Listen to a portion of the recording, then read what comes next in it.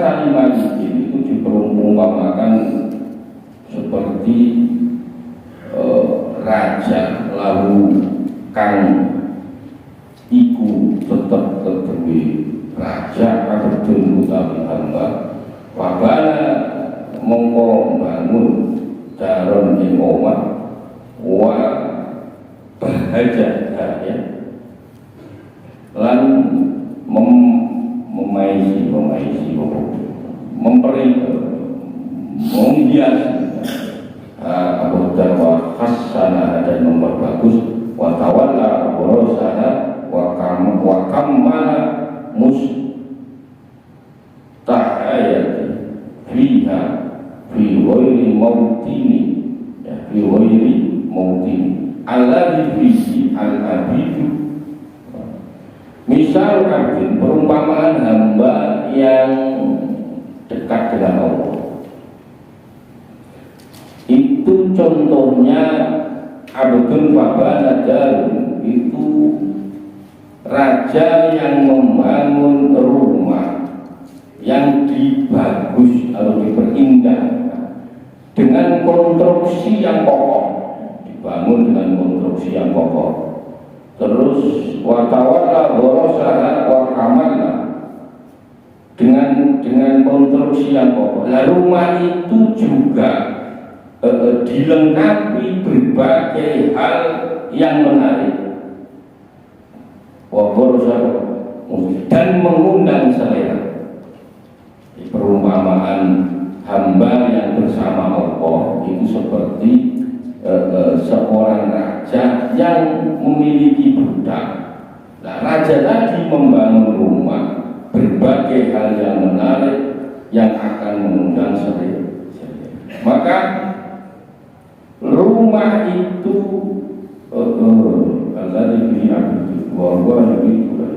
rumah itu tidak terletak apa maksudnya yang ditempati budak tadi.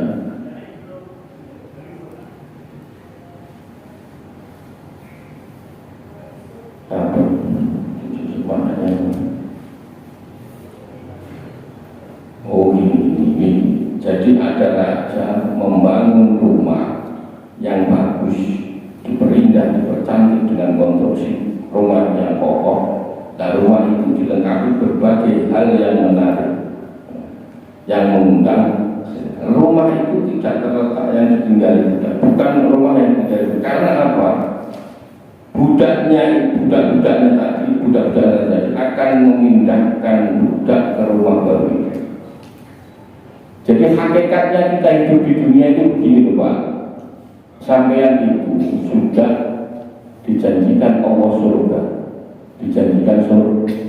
Surga itu dibangun oleh Allah sedemikian menarik, sedemikian macam-macam, indahnya memalu dan mengundang selera. Sampean di Quran diiming-imingi surga. Surga itu nanti ada sungai yang airnya dari susu.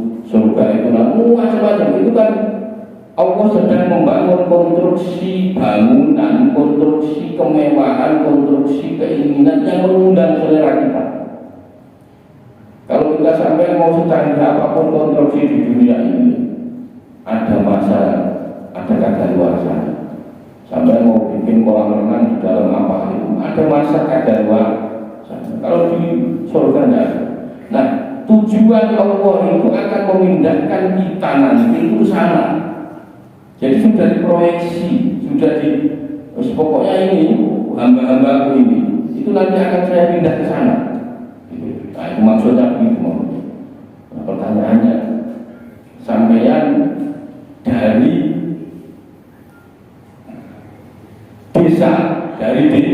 desa pindah ke Karawang, pindah ke Jakarta.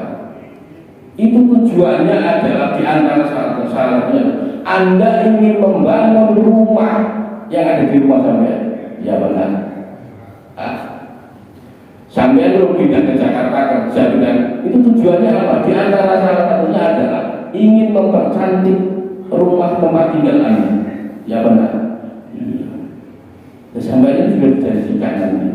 Oh yang kita itu masalahnya itu maunya cash and carry saja. Kalau cash and carry cepat. Saya mau kerja nanti ini bangun rumah jadi rumah, maunya begitu. Tidak mau proses. Nah, Allah itu sudah menjanjikan kita, sudah jelas sampai nanti ini setelah ini sampai akan saya pindahkan ke tempat yang istimewa, yaitu surga. Nah, cuma kadang kita itu ya begitu ya, repot melawan orang yang jelas itu jadi repot. Sudah dikasih tahu mas, ini loh sampean ini nanti setelah dari sini nanti pindahnya ke sini. Wah tapi ya, nah paham ya maksudnya paham ya. Jadi maksudnya raja itu ya Gusti Allah Subhanahu wa Ta'ala. Maka apabila ini menjadi tujuan raja, pastinya akan menyiapkan sesuatu untuk mereka, untuk kita semua. Jadi kita itu sudah diproyeksikan oleh Allah dari dunia nanti mau dipindah ke surga. Berarti Allah sudah menyiapkan kelengkapan kebutuhan kita di surga. Paham nggak maksud saya? Paham ya? Maka mungkinkah Allah melarang mengkonsumsi apapun ya, karunia dan nikmat yang ada di sini? Tidak mungkin. Contoh, sampeyan sewa kamar di hotel semua, berarti apapun yang ada di fasilitas yang ada di hotel pasti boleh Anda miliki, boleh Anda boleh Anda pakai, bukan miliki Anda pak. Maka sampai yang dihidupkan Allah di dunia itu berarti Allah memperbolehkan Anda untuk mengkonsumsi, untuk memakai, untuk apa saja, kecuali jangan Anda miliki, Anda nggak punya. Untuk memilih, menggunakan fasilitas yang ada di dunia itu gunakan semua. Paham ya? Sampai tinggal di dunia berarti boleh makan durian, boleh, semua boleh fasilitas. Tetapi jangan Anda milih. Kita kebanyakan itu gitu. Kalau sudah ini merasa memiliki, paham nggak? Paham ya? Contoh saya sekarang kerja terus menghasilkan sesuatu, menghasilkan rumah, menghasilkan mobil semua. Terus sampai klaim bahwa rumah dan mobil itu milik Anda. Gimana? Milik Anda dari mana? Loh, saya kerja, saya kerja pakai apa? Pakai kaki, pakai tangan, pakai kaki yang ngasih siapa namanya? Tangan siapa yang ngasih? Akal Anda siapa yang ngasih? Cuman kadang itu kita nggak mikir sampai sono. Tahu-tahu pokoknya ini milik saya, ini hasil kerja saya.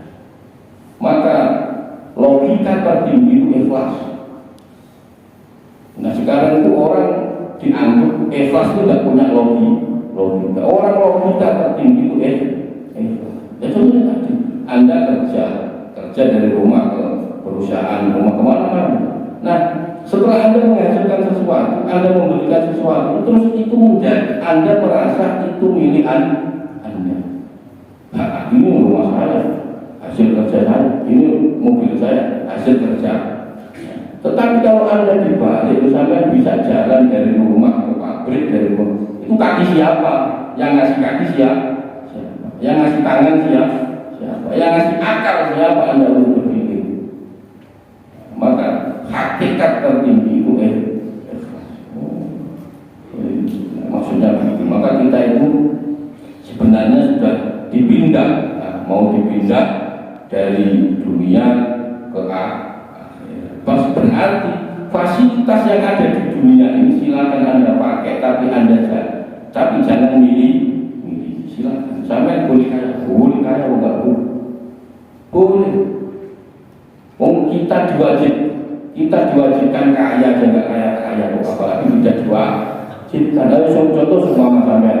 Ayo mulai besok yang ngasih saya wajib kaya. Tidak ada yang tidak kaya, apalagi tidak jual. Ya, coba. Kalau diwajibkan aja tidak kah? Maka semua yang ada di muka bumi ini silakan fasilitasnya Anda pakai. Semuanya diperbolehkan. Maka limpahan nikmat-nikmat yang ada di dunia ini silakan Anda nikmati, tidak apa-apa, memang boleh. Memang boleh. Tentunya maka Allah sudah menyiapkan, Allah sudah membangun bangunan konstruksi, bangunan yang indah dan mewah yang megah, yang memenuhi selera Anda, yang memenuhi selera Anda, yaitu surga.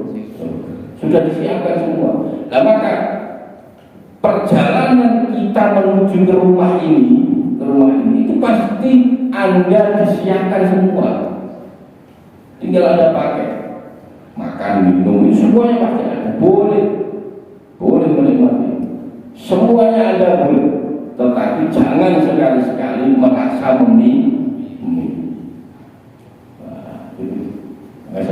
saya kerja niatnya apa? Nyari uang. Rata-rata orang kerja itu tujuannya nyari. Kalau nggak ketemu ya bingung nyari nggak ketemu. Ya nyari yang nggak bakal ketemu, nyari. Maka tujuan kerja itu bukan nyari uang. Sampai dijemput kalau dicari ya bisa lari-lari kemana. Jadi intinya bahwa maka idza qala indahu hayya'ahu ya. Kok hilang semua bisa rumah. Jadi kita berarti sudah disiapkan oleh Allah untuk rumah yang akan kita singgahi, akan kita tempati nanti. Berarti sampai di sini juga akan disiapkan oleh Allah ya apapun untuk menuju ke sana. Terus apa lagi? Penyanyinya kok hilang?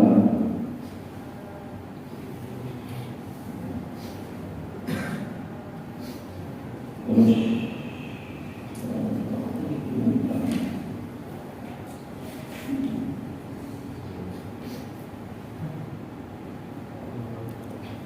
kulu minat thayyibati ya benar.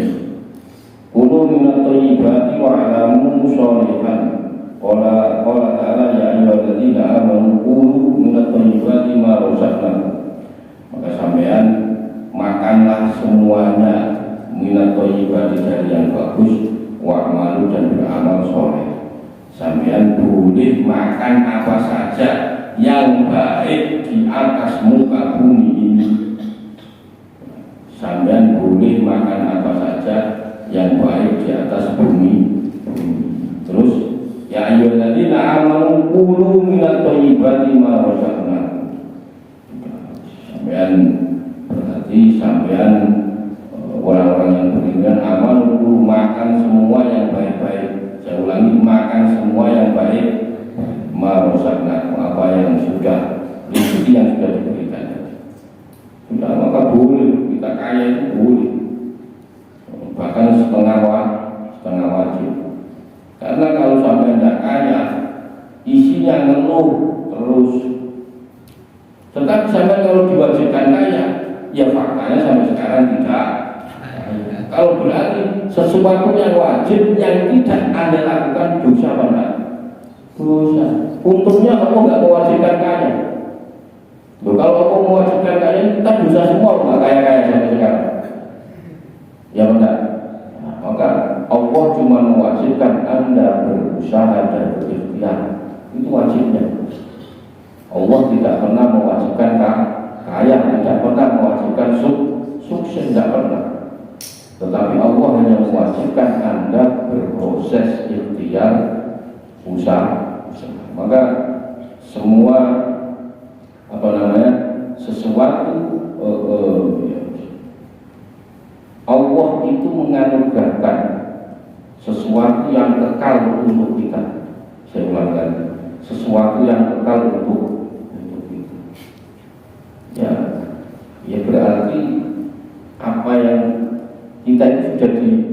dia dijanjikan nanti sampean akan di sini, akan di sini, akan di sini. Maka Allah tidak akan melarang kita yang ada di dunia ini. Tidak akan dilarang sampai makan-makan itu adalah asal yang baik.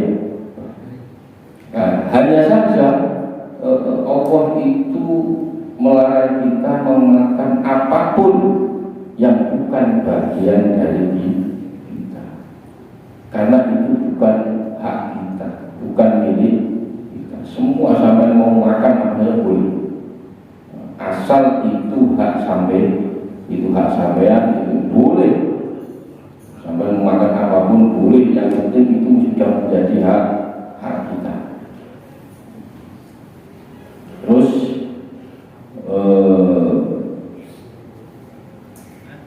kadzalika ya saya kata ini terpotong kitabnya bisa dari kitabnya wa idza ittaqara ya itu kan ya kita hilang al-baqi wa idza ittaqara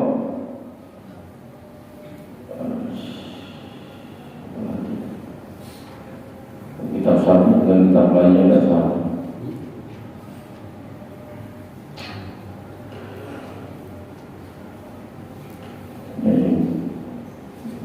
Meloncat hilang.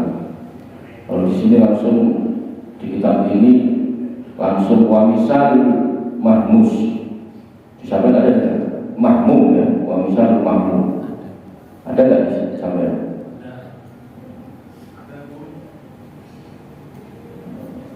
Misal makmum, jadi ittaqara tidak ada di sini sebagian.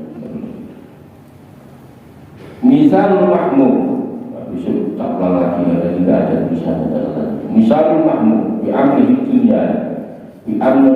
dunia al-ghafir. Kalau tadi perumpamaan manusia yang bersama Allah, hamba yang bersama Allah, maka hamba itu kalau selalu dia bersama Allah, maka sudah tahu dia setelah ini pindah sini, setelah ini pindah. Sebelumnya kita belum ada nanti lahir keluar ke dunia. Dua nanti pindah di alam kubur pindah ke alam sampai ke akhir sampai ke statusnya sebenarnya. Jadi sebenarnya kita ini dalam dunia lahir dua kali. Yang pertama lahir di dalam rahim. Di dalam rahim ini hidup atau mati? Hidup. Setelah itu kita hidup. Nanti proses di akhirat juga dua kali. Sebelum kita ke akhirat kita ada namanya alam kubur. Nah, itu sudah dua kali. Misal mahmus, perumpamaan hamba yang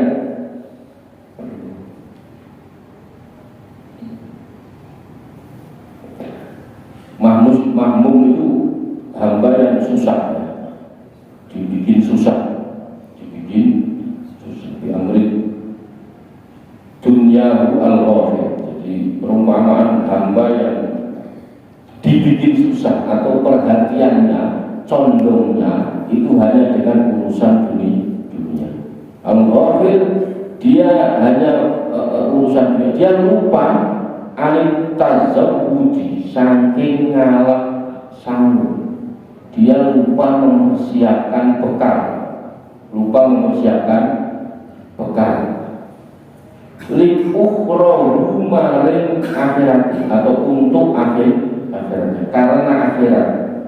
Kamasal insan itu seperti manusia ja'a sabuun wa huwa yuridu an yaftarisal wa waqa'a alaihi bibabun fastahulat bidubah. Orang yang disibukkan dengan urusan dunianya, dia lupa mempersiapkan hak atau bekal untuk akhiratnya. Itu seperti orang yang didatangi macan, didatangi harimau, didatangi pokoknya hewan-hewan yang galak, yang siap menerkam dia. Terus ada lalat satu mencok nempel di badannya, dia sibuk ngurusi lalat.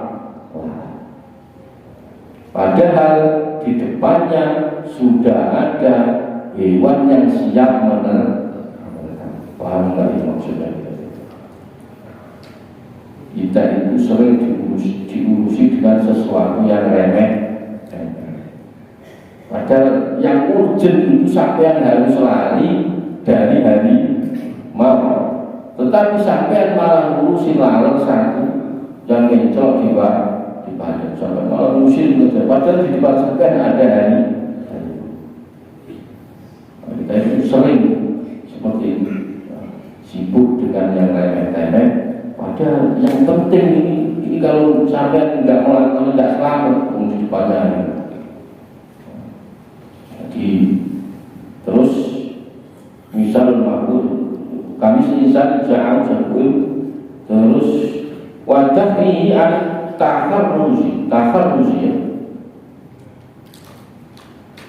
Wajah ini dan sampai menolak ya, menolak an tafarruzi saking tafarruzi itu menghilang atau sungkir mengalah minas sabuwi dari hewan yang galak wal haqi dan sesuatu yang benar. Inna hadzal abdul ahmar, lah orang yang seperti ini berarti akalnya kurang, sudah tahu ada harimau di depannya mau menerkam, lah mau malah ngurusin lah, berarti akalnya kurang, ini sudah masuk akal. Terus fa'itul wujudil akli walau kana mutasifan bil akli la syaghalahu amrul asadi wa sawlatu wa hajumu wa hujumu alaihi al-fikrati fil dubal. Sampean sudah jelas di depannya ada harimau, di depannya ada singa, lalu malah ngurusin lah. Kita itu sudah habis di dunia ini, jelas kita akan tinggal di alam kubur. Di kubur ditanya manroh, kalau sudah pertanyaannya sudah tahu gitu, sudah kan dapat bocor. Manroh buka siapa? Pertanyaannya enggak begini, karena dulu di dunia kaya atau miskin, enggak kamu di dunia dulu istrinya berapa? Enggak ada pertanyaan begitu. Yang pertama ketika kita masuk di dalam kubur, pertanyaannya siapa Tuhan? Ini kita sudah dikasih bocoran. Nah, maka bocoran ini sekarang jawab itu siapa Tuhan? Enggak ditanya yang macam-macam. Itu sampai pinter apa enggak, ini apa enggak ditanya. Yang ditanya siapa Tuhan? Ini berarti pertanyaan makrifat.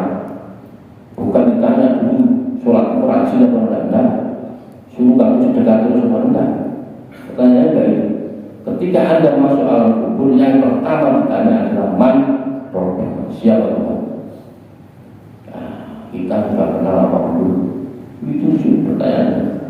Terus lalu Nabi, siapa Nabi? Nah, kita sudah kenal apa? Belum.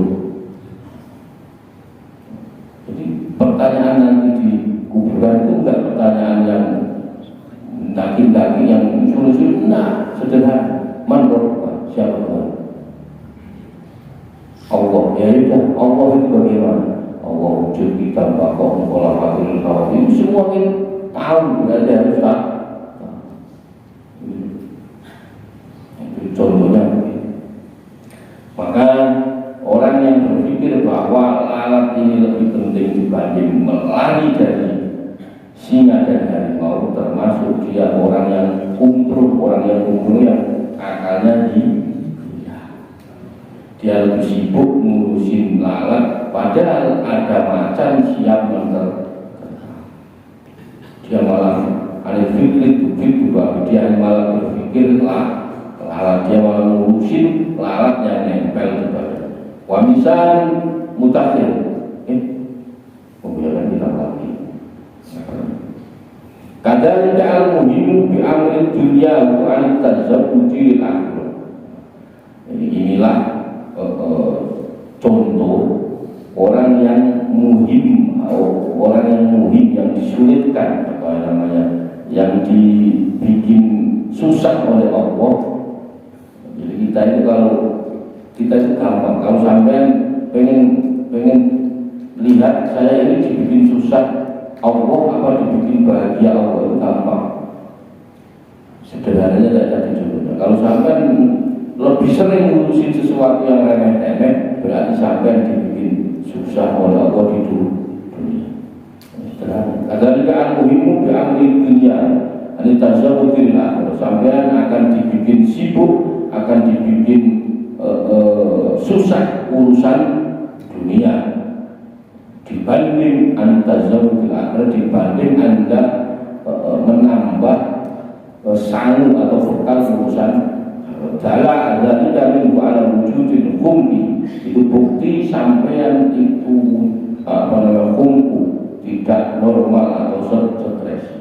Idza kana fahman aqilan la ta'ahhaba lida'il akhirati allati huwa mas'ulun anha wa mawqufun 'alaiha fala yastabilu bi amri rizqi. Saya ulang lagi,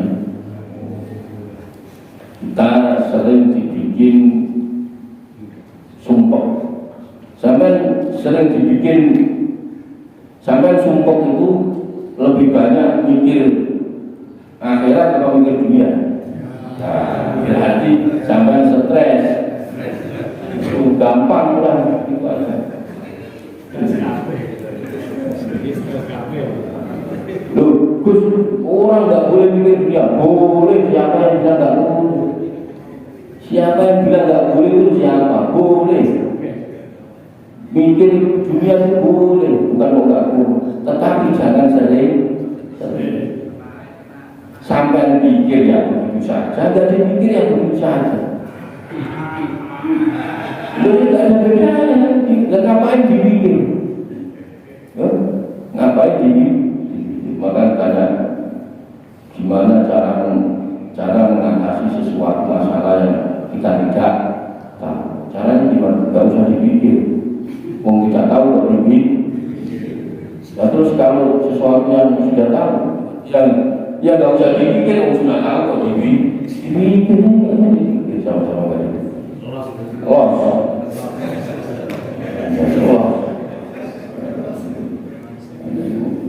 Cuman kadang sampai itu tidak pede gitu aja. Kita itu tidak pede. Bisa bagaimana bisa. Padahal saya sering katakan hari ini adalah hari yang kita khawatirkan kemarin. Sampai dulu pernah mengkhawatirkan saya nanti bagaimana ya anak saya. Faktanya sampai sekarang yang hidup anaknya sekolah, anaknya makan. Ya pada dulu pernah Anda khawatirkan. Hari ini loh, hari ini dulu pernah Anda khawatir. Faktanya sampai yang hidupnya makan, ya anak ya sekolah yang macam-macam. Lugus telat ya biasa, telat sekolah telat susunya telat ya biasa. Yo kalau nggak telat itu hidup nggak ada seninya. Ya sekali-sekali telat itu biasa. Biasa sebenarnya. Loh iya, gitu. Maka apa ya? Kita kadang nggak pede itu aja. Kelemahan kita itu nggak pede. Kenapa kok nggak pede? Karena keyakinan kita kurang. Penting yakin. Tetapi modal yakin doang juga masalah. Ini pokoknya yakin terus besok saya makan. Kenapa? Gue juga yakin nggak mau ngapa-ngapa. Ya ini repot sama. Modal yakin doang udah repot. Maka ini sebenarnya dua-duanya harus. Kuncinya duit. Saya sudah berulang-ulang. Kuncinya duit itu pertama doa, kedua usaha. Ketika evaluasi, keempat tawakal. Sampai memegang duit yang selamat dunia akhirat. Karena urusan apa saja, sampai mau bekerja yang pertama berdoa. Setelah berdoa sampai kerja itu namanya usaha. Setelah Anda usaha evaluasi, kerja 25 tahun, 30 tahun, kok masih kredit rumah, belum lunas, masih itu berarti ada yang salah, pasti ada yang salah, nggak mungkin kan? Pasti nggak mungkin kan? Udah pasti. Sampai Islam dari kecil sampai sekarang sholat kok begini-begini, pasti ada yang salah. Berarti nggak sampai tidak pernah evaluasi. Jadi evaluasi ini bukan soal ekonomi saja, tetapi soal sampai ibadahnya itu bagaimana. Gus, perasaan saya ini Islam dari lahir sudah Islam, sudah dipotongin kambing, sudah ini. Sholat saya begini, itu pasti ada yang salah, pasti ada yang salah. Nah, karena apa? Kita itu tidak pernah evaluasi. Berbeda dengan orang-orang Barat itu istimewa. Orang Barat itu punya usaha, punya evaluasi, tapi nggak pernah berdoa, tidak punya tawakal. Ketika gagal, bunuh diri. Kalau sampean kan nggak gagal, biasa aja. Sudah biasa gagal, biasa aja. Itu. Nah, kalau kita kan sudah biasa gagal, biasa gagal. Itu. Kalau orang-orang Barat yang punya gagal, bunuh diri, bunuh. Karena tidak punya tawakal. Kalau kita ini gagal biasa. Sebut berarti tawakal enggak. Beda tipis tawakal sama putus. Saya begini terus pokoknya begini. Nah, gitu aja. Maka kita itu sering terjebak di wilayah ini. Maka apa namanya? Kalau kita sering ngurusin sesuatu yang remeh-temeh, ya sering terpancing dengan sesuatu yang remeh-temeh, berarti kita ya agak stres. Diakui tidak, diakui semuanya. Wa misal mutakhir, ya dunia yang bilang banyak yang bilang kita sering. Wa misal mutakhir, perumpamaan orang yang mutakhir. Wong sing apa mutakhir itu dia tidak apa namanya, ya mesti nyimpen ya. Wa misal mutakhiri utawi contohnya wong kang nyimpen barang lil amanati kang yang diberi amanah atau diberi kepercayaan ke hakim seperti hamba al-maliki layar wa anna lahu ma'asyidi. Perumpamaan orang yang amanah, orang yang amanah itu ka'abdi al-maliki layar anna lahu ma'asyidi, seperti seorang hamba yang dia tidak tahu kalau dia mempunyai atau memiliki barang yang disandingkan atau yang disanding oleh raja. Walau yang tahu dia tidak tergantung, tidak ketergantungan ala ikhor ma fi yadihi wala yadalahu min, benar ya? Ada lagunya nggak? Lagu min fima layak taruh asyidu lagu faida fahima ada abdu.